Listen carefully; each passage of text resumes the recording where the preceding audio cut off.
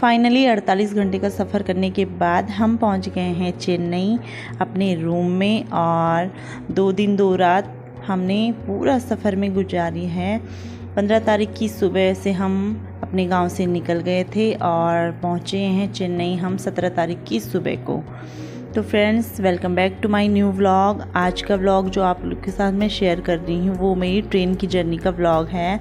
मैं अपनी फैमिली के साथ रहती हूँ चेन्नई, अपने हस्बैंड के साथ, और मेरा 2 साल का बेटा है। तो हम लोग अपने गांव से छुट्टियाँ बिताने के बाद अपने शहर चेन्नई जा रहे हैं, मैं, मेरे हस्बैंड और मेरा बेटा। तो हमने कोटद्वार से कर ली है कैब बुक, क्योंकि गाड़ी हमारी जिस गाड़ी में हमने जाना था रोडवेज की बस थी, वो पहले ही फुल हो चुकी थी। ऑनलाइन टिकट उसके फुल हो चुके थे और हमसे वो बस मिस हो गई। तो हमने सोचा लेट हो जाएगा, तो हमने कैब बुक कर ली। और कैब वाले भैया ने हमें नोएडा तक पहुंचा दिया था 6:30 पे। उन्होंने भी बहुत लेट पहुंचाई, क्योंकि हम 12:15 बजे कोटद्वार से निकल गए थे। और हमारी ट्रेन है जो 5 मिनट पहले ही हम अपने ट्रेन में बैठे हैं। मतलब तमिलनाडु एक्सप्रेस 9:05 में जाती है, तो हम ठीक 9 बजे रेलवे स्टेशन में पहुँचे। ऐसा सफ़र मेरा ज़िंदगी में पहली बार, मतलब 2-3 बार मैं सफ़र कर चुकी हूँ ट्रेन से, लेकिन ऐसा पहली बार ही हुआ। क्योंकि शायद ट्रैफिक की वजह से हुआ, चाहे भैया ने लेट गाड़ी में, मतलब उन्होंने बहुत स्लो भी चला रहे थे, पता नहीं क्या हुआ, लेकिन बहुत गड़बड़, मतलब अनाउंसमेंट हो गया था ट्रेन का 5 मिनट में निकलने वाली है ट्रेन, और हम 5 मिनट पहले ही ट्रेन में पहुँचे हैं। और पहुँचते ही हम लोगों ने अव्यू के हाथ वगैरह धोए और उसको कपड़े चेंज करवाए उसके, और उसके बाद हम लोगों ने खाना खाना स्टार्ट कर दिया। तो ट्रेन में आके अव्यू को बहुत एक्साइटेड हो रहा था, क्योंकि उसको लगा अभी हम कहीं और जगह घूमने जा रहे हैं, लेकिन जब वो ट्रेन से उतरा तो वो रोने लग गया। तो ये सारा हमारा जो ये कोच है, ये है M1 M2 कोच है ये, और ये 3rd AC की तरह होता है। मतलब 3rd AC से ही थोड़ा 100-200 रुपये ज़्यादा है इसका किराया, लेकिन ये 3rd AC की तरह होता है। ये लास्ट के डिब्बे होते हैं ना, उन बीच में होता है। 3rd AC के बाद ही तुरंत ये कोच आता है। तो हमारा कोच था M2 कोच, जिसमें हमें सीट मिले थे नीचे और ऊपर का, मतलब अच्छी सीट मिली थी। फर्स्ट और सेकंड में ही हम दोनों सीट हमें ही मिली थी। तो हम लोगों ने हाथ वगैरह धो के और चेंज वगैरह करके, कपड़े चेंज करके, और खाने लग गए हैं खाना।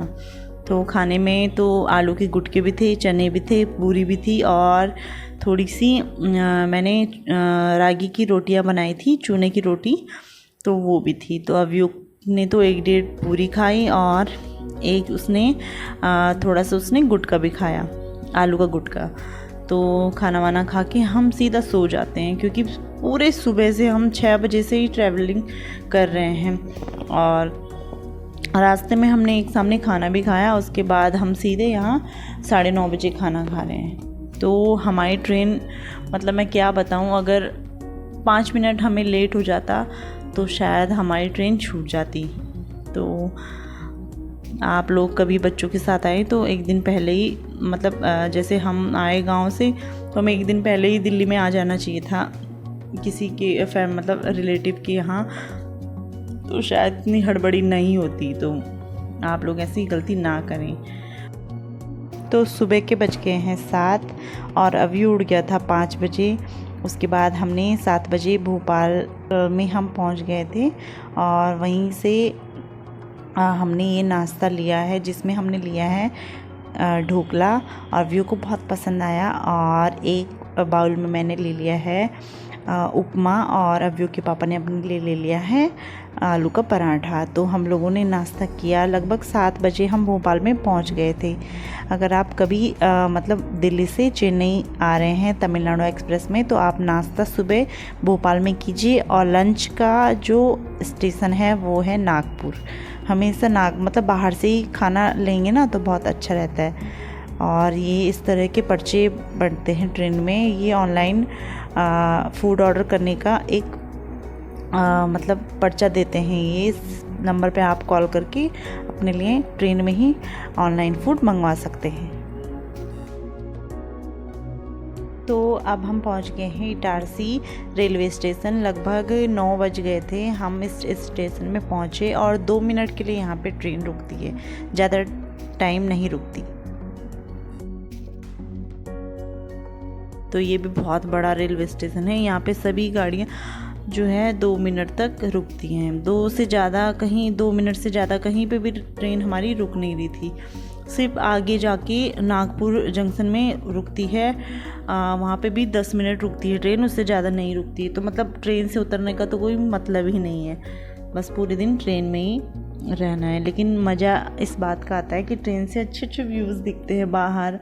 तो मेरा तो बस यही काम रहता है कि मैं वीडियो बनाती रहती हूँ। जहाँ पे मुझे अच्छा लगता है, मतलब व्यू अच्छा लगता है, तो मैं उसका वीडियो शूट कर लेती हूँ। तो मेरे हस्बैंड ने ना, ये 9:30 बजे थे, शायद 9:30-10 बजे थे। तो लंच ऑर्डर करने का मतलब आते हैं ना वो कैंटीन वाले कि लंच ऑर्डर कर लो, तो इन्होंने पहले ही बोल दिया कि हाँ लंच, और उन्होंने 5 मिनट में ही हमें लंच दे दिया। हमें शक उसी टाइम हो गया था कि इतनी जल्दी लंच कैसे ये बना दिया इन्होंने, सुबह ही 10 बजे।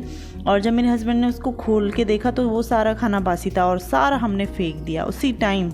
और वो आदमी ना हमें दोबारा दिखा ही नहीं उस ट्रेन में। मतलब ये हमने पहले दिन सुबह 10 बजे खाना लिया, तो अगले दिन तक हमें रात सुबह दिन वो हमारे कोच में आया ही नहीं। उसने हमें बेवकूफ़ बना दिया। और 300 रुपये का खाना था वो, 1 प्लेट वेज था और 1 नॉन वेज था। तो ऐसे भी होता है, कभी गलती हो जाती है ना हम लोगों से ही। तो कभी भी मतलब बाहर का खाना ऑर्डर ही नहीं करना चाहिए। उसने हमसे पैसे भी ले लिए और बासी खाना भी हमें दे दिया। तो फिर उसके बाद हमने जो कैंटीन होती है ना, ट्रेन का ही कैंटीन, वो खाना ही जो फ्रेश होता है, मतलब अच्छा तो नहीं होता टेस्ट में, लेकिन फ्रेश बना रहता है, गरम रहता है और फ्रेश खाना रहता है। रोटी सब्जी दाल चावल सब चीज़ फ्रेश ही बनी रहती है। तो यहाँ पे ये आमला स्टेशन है, जहाँ पे मैं दो सेकंड के लिए ट्रेन से उतरी, मतलब ऐसे लग रहा था ट्रेन चल ना जाए। मैंने वहाँ पे ये वीडियो बना दिया और ये उससे आप। तो अब हम निकल चुके हैं आमला रेलवे स्टेशन से आगे, और इसके बाद पड़ता है नागपुर रेलवे स्टेशन। और नागपुर पहुंचने से पहले ही दूर दूर तक आपको संतरे के छोटे छोटे पेड़ दिखने लगेंगे, और ढेर सारे संतरे लगते हैं नागपुर में। और यहाँ का संतरा बहुत फेमस होता है। हमने भी यहाँ पे 1-2 किलो संतरे खाने के लिए लिए थे। और दूर दूर तक छोटे छोटे पेड़ दिखते रहते हैं संतरे के, और पहले ही पता चल जाता है कि अब नागपुर हम पहुंचने वाले हैं। लगभग 12 साढ़े 12 का टाइम हो रखा था और मैं वीडियो शूट कर रही थी। तो अब हम इसके बाद पहुंचते हैं नागपुर रेलवे स्टेशन में। तो ये नागपुर रेलवे स्टेशन है, और यहाँ पे हम बाहर से 1:30 बजे के लगभग यहाँ पे पहुँचा, 1:30 से 2। तो हम खाना यहीं से ले लेते हैं बाहर से ही। जो खाना क्या था वो भी फ्रेश बना था, क्योंकि लंच का ही टाइम था, तो हमने यहीं से लंच ले लिया था, जिसमें हमने दाल चावल सब्जी रोटी ली थी, और अव्यू के लिए हमने कचौड़ी ली थी, जो कि कचौड़ी भी बहुत टेस्टी थी खाने में।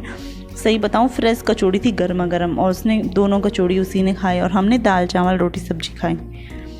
तो कभी भी आपको, अगर आप तमिलनाडु एक्सप्रेस से ट्रैवल कर रहे हैं तो यहाँ पे ही लंच करें, बेहतर है। मतलब कैंटीन से बेहतर खाना मिलता है यहाँ पे। और अब यू लंच करने के बाद सो जाता है 4:30-5 बजे तक, और मैं भी थोड़ा सोती हूँ। उसके बाद में सीधा मतलब ये दूसरा जो अगला है, ये 4:30-5 बजे के टाइम पे ये महाराष्ट्र में हम पहुंच जाते हैं। मुझे पता नहीं है कि ये कौन सा रेलवे स्टेशन है, लेकिन यहाँ पे मैं थोड़ा सा वीडियो बनाती हूँ और फिर जल्दी से अंदर घुस जाती हूँ। जो ट्रेन का ये 3rd AC का कोच है ना, ये M2 कोच है हमारा। ये 3rd AC की तरह है, मतलब 3rd AC है, लेकिन कोच अलग हैं। जैसे B1 B2 ऐसे होते हैं ना, तो ये M1 M2 है। ये नए कोच लग रखे हैं मतलब तमिलनाडु एक्सप्रेस पे।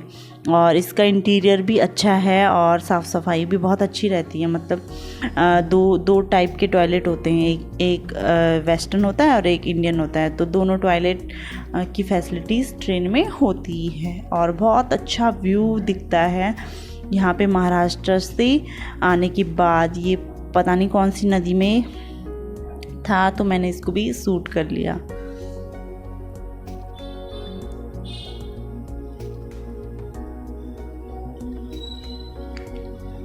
तो शाम के टाइम का मतलब शाम का समय हो गया है और उसके बाद सीधा हम अब थोड़ी देर अव्यू के साथ मस्ती करते हैं और फिर हम डिनर का ऑर्डर करते हैं जो कि हमें 8 बजे मिल जाता है। और ये खाना भी अच्छा था, मतलब टेस्टी नहीं होता है लेकिन फ्रेश होता है, तो इसलिए मतलब मन करता है कि हाँ खा लो भाई, टेस्टी नहीं है पर फ्रेश तो है, बासी तो नहीं है कम से कम। तो इसलिए हमने लंच भी डिनर भी हमने 8 साढ़े 8 बजे के टाइम पे कर लिया था।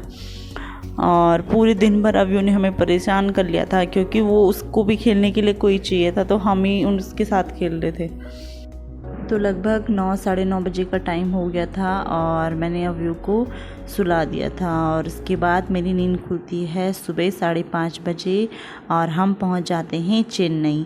और अब आने वाला है चेन्नई का रेलवे स्टेशन, जिसको चेन्नई सेंट्रल रेलवे स्टेशन के नाम से जाना जाता है। और बहुत ही बड़ा रेलवे स्टेशन है ये भी, यहाँ तमिलनाडु की सारी ट्रेन यहीं पे रुकती है और यहीं से चलती है। और लगभग 6:30 बजे के टाइम पे हम पहुंच गए थे चेन्नई सेंट्रल रेलवे स्टेशन पे। और उसके बाद यहाँ आते ही हमें इतनी गर्मी हुई, उमस वाला मौसम हो रखा था, बाहर बारिश पड़ी हुई थी रात को और बहुत गर्मी थी। सारे कपड़े हमने उतारे और उसके बाद हमने ऑटो किया और रूम के लिए निकल पड़े। तो फ्रेंड्स, आपको व्लॉग पसंद आया होगा तो प्लीज़ लाइक कीजिए, चैनल पे नए हैं तो चैनल को सब्सक्राइब कीजिए। इसी तरह की अच्छी व्लॉग मैं आप लोगों के साथ शेयर करती रहूँगी। मिलते हैं नेक्स्ट व्लॉग में, तब तक के लिए बाय बाय, टेक केयर।